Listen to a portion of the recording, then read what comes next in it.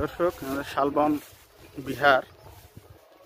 বিহারের অনেক আসলে পুরাকীর্তি ধ্বংস হয়ে গেছে। এখন ধ্বংসাবশেষ কিছু এখানে আছে। মূলত এখানে এগুলাই সরকার সংরক্ষণ করে রেখেছে, যাতে আসলে আমাদের পরবর্তী প্রজন্ম এগুলা দেখে এবং শিক্ষা নিতে পারে। দেখেন ইটের ঢালাই, কত সুন্দর করে ইটের গাঁথুনি।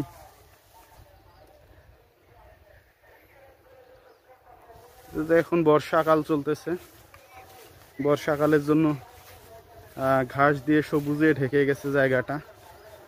আউটস্ট্যান্ডিং একটা জায়গা, কুমিল্লার ময়নামতি বিহার। আপনারা এসে ঘুরে যেতে পারেন।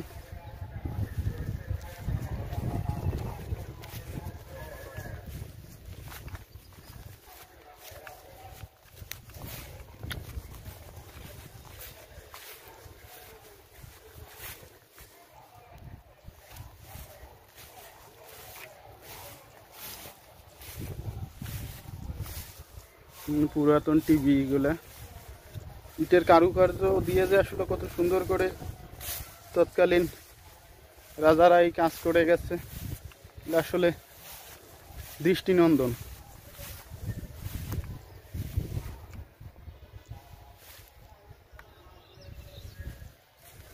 দেখেন জায়গাটা অনেক চমৎকার একটা জায়গা, আপনারা সময় পেলে ঘুরে যেতে পারেন। চমৎকার একটা জায়গা।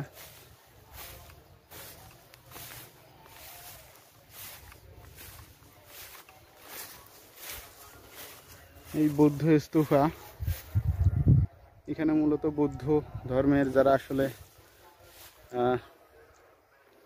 পণ্ডিত ছিল, তারা মূলত এই জায়গায় বসে তপস্যা করত। এটা সেই জায়গা। এগুলো বৌদ্ধদের সাগরেদের যারা ছিল, তারা এই জায়গাগুলোয় বসে তপস্যা করত।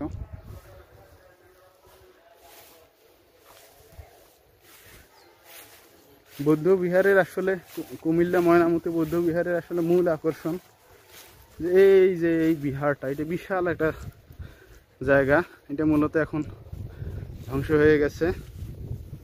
দেখুন ইটের গাঁথুনি কত সুন্দর করে দিয়েছে। তৎকালীন এত ছোট ছোট ইট পাওয়া যেত, সুন্দর সুন্দর ইট, কল্পনার বাইরে।